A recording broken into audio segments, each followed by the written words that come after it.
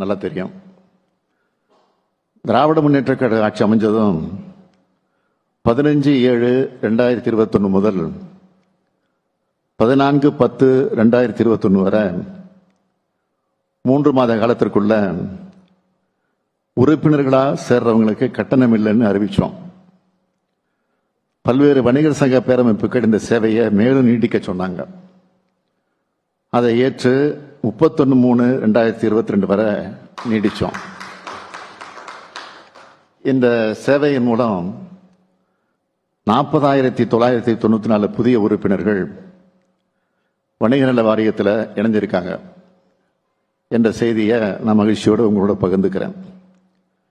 இதுவரை தமிழ்நாடு பொது விற்பனை வரி சட்டம், தமிழ்நாடு மதிப்பு கூட்டு வரி சட்டம், தமிழ்நாடு சரக்கு மற்றும் சேவை வரி சட்டத்தின் கீழ் பதிவு பெற்ற மொத்த வணிகர்களுடைய எண்ணிக்கை 88,219 உயர்ந்திருக்கு என்பதையும் மகிழ்ச்சியோடு தெரிவிச்சுக்கிறேன்.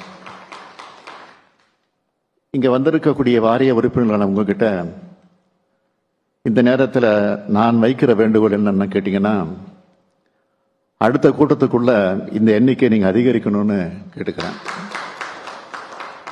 கழக அரசு அமைஞ்ச பிறகு இந்த வாரியம் மூலமா ஏராளமான நலத்திட்ட முன்னெடுப்புகள் செய்யப்பட்டிருக்குன்னு உறுப்பினராக இருக்கக்கூடிய உங்க எல்லாருக்கும் நல்லா தெரியும்.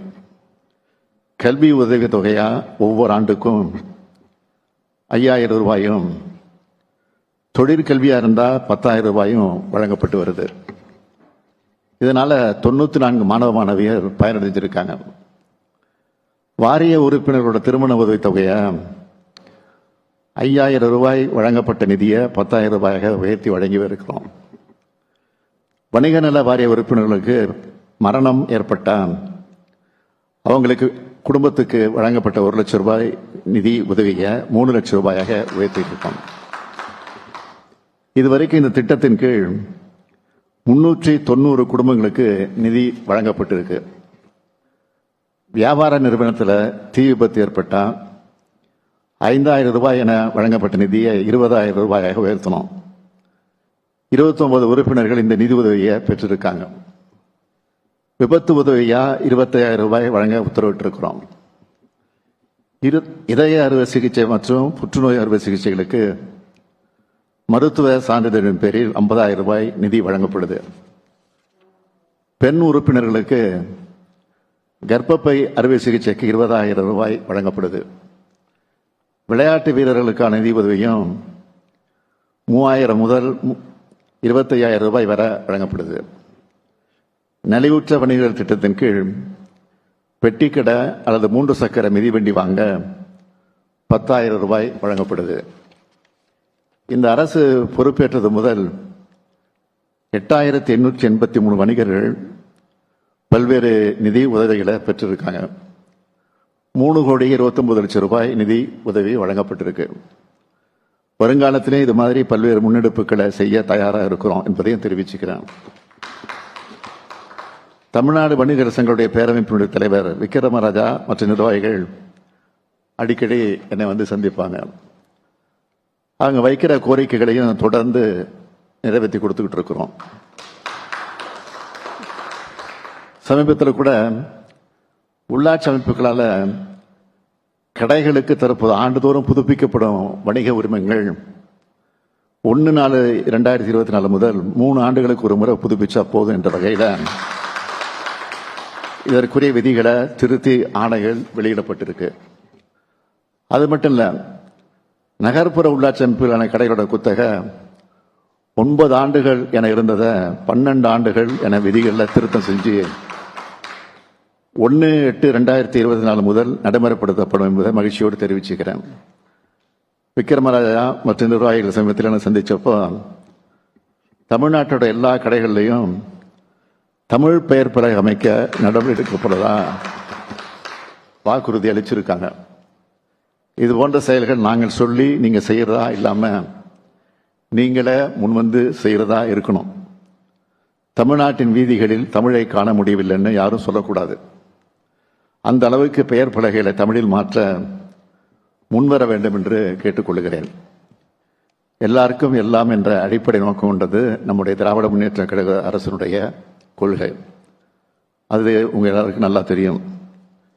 மிகப்பெரிய தொழிற்சாலைகள் மட்டுமல்ல, சிறு கடைகளும் வியாபாரிகளும் தங்களுடைய வணிகத்தை மிக சிறப்பாக நடத்தணும் என்பதில் தமிழ்நாடு அரசு கவனமாக இருக்கு. இது உங்களுக்கும் தெரியும். சிறு வணிகர்களும் வணிக நிறுவனங்களும் நிதி வளர்ச்சிக்கு மட்டுமல்ல, மனித வளர்ச்சிக்கும் அடிப்படையானவை. லட்சக்கணக்கான இளைஞர்களுக்கு வேலைவாய்ப்பு அளிக்கிறதா அமைஞ்சிருக்கு. வணிகர்கள் தங்களோட வணிகத்தை அமைதியாக நடத்துகிற வகையில் அமைதிமிகு மாநிலமாக தமிழ்நாடு விளங்குது. உங்களுடைய வணிகத்துக்கு ஆக்கம் ஊக்கம் அளிக்கிறது தான், அதுதான் தமிழ்நாடு அரசினுடைய கொள்கை. அப்படி தான் செயல்படும். உங்களுடைய கோரிக்கைகளை எப்போ வேண்டுமானாலும் எங்களை சந்தித்து சொல்லலாம்.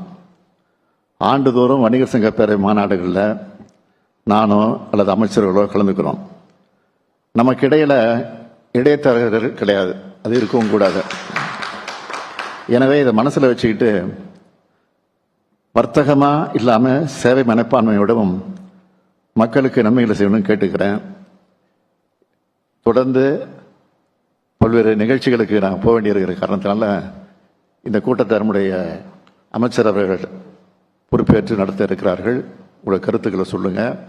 அவரோட கலந்து பேசிக்கிட்டு, அதிகாரிகளையும் கலந்து பேசிக்கிட்டு, அதற்கு பிறகு அரசு என்ன நடவடிக்கை எடுக்கணுமோ அந்த நடவடிக்கை எடுப்பதற்கு நாங்கள் தயாராக இருக்கிறோம் என்று சொல்லி உங்களிடமிருந்து இந்த நேரத்தில் நான் உங்கள் அனுமதியோடு விடைபெறுகிறேன். நன்றி, வணக்கம்.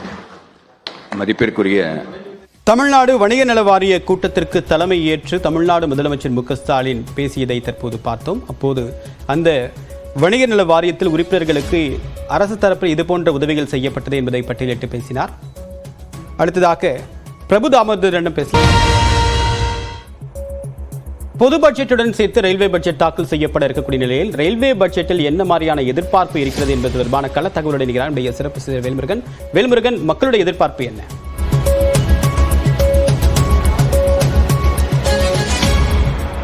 தொடர்ச்சியாக தற்போது பட்ஜெட் ஆனது இன்னும் சற்று நேரத்தில் அறிவிக்கப்பட இருக்கக்கூடிய நிலையில பெரிய எதிர்பார்ப்பாக ரயில்வே பட்ஜெட் அப்படிங்கிறது தமிழகத்தில் எப்பொழுதுமே இருக்கும். குறிப்பாக இந்த முறை தென் மாவட்டங்களுக்கான அந்த ரயில்வே பட்ஜெட் எப்பொழுது அறிவிக்கப்பட போகிறது, குறிப்பாக இந்த புதிய ரயில் பாதை திட்டங்கள், இரட்டை வழி ரயில் பாதை திட்டங்கள், இது போன்ற பல திட்டங்கள் தமிழகத்திற்கான தேவையாக தொடர்ச்சியாக இருந்து கொண்டிருக்கிறது. எனவே அந்த அறிவிப்புகள் எல்லாம் இந்த பட்ஜெட்ல இடம்பெறுமா அப்படிங்கிற பெரிய கேள்விகள் இருக்கிறது. குறிப்பா கடந்த பட்ஜெட்டை பொறுத்தளவிற்கு கிட்டத்தட்ட 6000 கோடி ரூபாய் அளவிற்கு தமிழ்நாட்டினுடைய அந்த ரயில் மேம்பாட்டு திட்டத்திற்காக ஒதுக்கப்பட்டது. அதன் மூலமா 10க்கும் மேற்பட்ட ரயில் நிலையங்கள் தற்போது மேம்படுத்தப்பட்டு அதற்குரிய பணிகள், குறிப்பா நம்ம எக்மோர் எடுத்துக்கலாம், அதே போல தொடர்ச்சியாக ராமநாதபுரம் உள்ளிட்ட 10க்கும் மேற்பட்ட இடங்களில் தற்போது இந்த புதுப்பிக்கக்கூடிய பணிகள் நடைபெற்று வருகிறது. ஆனால் புதிய ரயில் திட்டங்கள் குறிப்பாக தென் மாவட்டங்களுக்கு செல்லக்கூடிய பெரும்பாலான ரயில்கள் அப்படிங்கிறது இரவு நேரத்தில் மட்டுமே இருக்கிறது. எனவே காலை நேரங்களில் புறப்படக்கூடிய பெரும்பாலான ரயில்கள் இயக்கப்பட வேண்டும் அப்படிங்கிற எதிர்பார்ப்பு தொடர்ச்சியாக ரயில் பயணிகள் மத்தியில் இருக்கு. அதே போல மிக பிரதானமான ஒரு கோரிக்கை அப்படிங்கிறது முதியோர்களுக்கான அந்த சலுகை, மாற்றுத்திறனாளிகளுக்கான அந்த சலுகை, இதெல்லாம் கொரோனா காலத்தில் நிறுத்தி வைக்கப்பட்டது. அதற்கு பிறகு அந்த சலுகைகள் மீண்டும் பின்தொடரவில்லை. எனவே அந்த சலுகைகள் மீண்டும் வழங்கப்படுமா அப்படிங்கிற எதிர்பார்ப்புடன் தற்போது சீனியர் சிட்டிசனா இருக்கக்கூடிய முதியோர்கள் இருக்கிறாங்க. ஏன்னா இப்போ முதியோர்கள் அதிக அளவில் இந்த சலுகைகள் வைத்து தான் பெரும்பாலான அந்த சுற்றுலாக்களுக்கு திட்டமிடுவாங்க. ஆனால் தற்பொழுது இருக்கக்கூடிய இந்த அறிவிப்புல இந்த எதிர்பார்ப்பு இருக்குமா அப்படிங்கிற ஒரு பெரிய கேள்வி இருக்கு. அதே போல மெட்ரோ திட்டத்தினுடைய அந்த திட்டங்களுக்கான பாதி நிதி அப்படிங்கிறது மத்திய அரசு தான் கொடுக்கிறது. நம்மளுடைய சென்னையில 2ஆம் கட்ட மெட்ரோ திட்டம் அப்படிங்கிறது செயல்படுத்தப்பட்டாலும் கூட இந்த நிதி வரல அப்படிங்கிற குற்றச்சாட்டு இருந்துகிட்டே இருக்கு. எனவே அந்த திட்டங்களுக்கான அறிவிப்பு, அதே போல வந்தே மெட்ரோ என்று புதிய அறிமுகம் அப்படிங்கிறது செய்யப்பட்டிருக்கிறது. இது தமிழ்நாட்டில் குறிப்பாக சென்னையினுடைய பிரதான பகுதியில் இயக்கப்பட வேண்டும் அப்படிங்கிற கோரிக்கை வைக்கப்பட்டிருக்கிறது. கூடுதலாக வந்தே பாரத் ரயில தமிழகத்தில் இன்னும் 5க்கும் மேற்பட்ட ரயில் சேவைகளை கூடுதலாக இயக்க வேண்டும் அப்படிங்கிற பல கோரிக்கைகளை தற்போது ரயில் பயணிகள் வைக்கிறார்கள். தேவப்பிரியன், ரயில் பணிகள்கிட்ட மிகப்பெரிய எதிர்பார்ப்பு இருக்கு. ஒரு பக்கம் வந்தே பாரத் ரயிலோட எண்ணிக்கை அதிகரிச்சே இருந்தாலும் கூட அன்ரிசர்வ்ல வெயிட்டிங் லிஸ்ட்ல இருக்கக்கூடிய பயணிகள் எண்ணிக்கை ஒவ்வொரு நாளும் தொடர்ந்து அதிகரிச்சுட்டே போகுது. இது ஒண்ணுக்கு ஒன்று முரணா இருக்கு அப்படின்ற கருத்தும் ரயில் பயணிகள் தரப்புல சொல்லப்பட்டது. உங்களுடைய தகவலுக்கு நன்றி வேல்முருகன்.